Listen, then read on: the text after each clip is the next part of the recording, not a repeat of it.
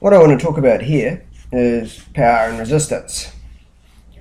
Now I've put my little bulb here, my little lamp, and I'm going to call that a 20 watt light bulb.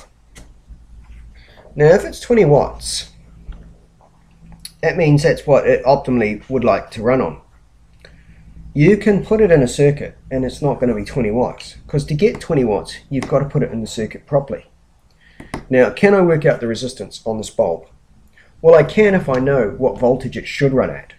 So if I say that's a 12 volt bulb, that's what it should be run at, 12 volts. It means if I hook up 4, it hasn't got 12. 12 volt bulb. This is the way you buy them in the shop for your car. 12 volt bulb, 20 watts. Now look at our power formula. P equals VI. So looking at that formula there, we can go, okay, I could substitute using Ohm's law. I could put that IR equals there, IRI, and that means I could say that power equals I squared R. Or I could say, okay, I just substituted for the V, but what if I substitute for the I, which is equal to V over R? So I've got V times V over R equals V squared over R. These are just two new expressions for power, which I think you should try and remember.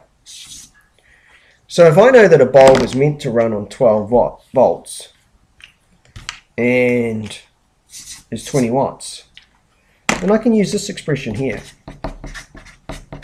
to find the resistance of the bulb.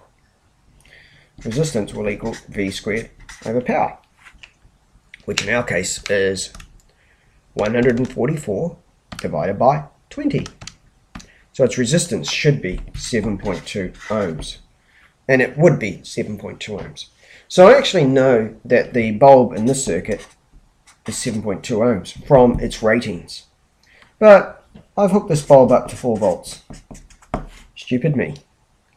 That means it's got 4 volts across it. And it's got that resistance. So what's the current going to be? Well, it's going to be 4 divided by 7.2. So the current's going to be 0.5 repeating. 0.5 repeating. So what's the power going to be? Well, power equals volts times amps, which is going to be equal to 4 volts times 0.5 repeating. And so it's actually going to be 2.2 watts. That's what it's producing. That's not what it's rated at. That's how you're running it. Okay, so don't confuse what it's rated at and how you put it in the circuit. If you put it incorrectly, you'll get the 20 watts. Put it in incorrectly, you might get less, you might get more. If you get more, you might blow the filament because it's rated for a certain amount of power. If you put in less, you won't blow the filament. It's okay, it's not going to heat up too much, but it won't glow brightly.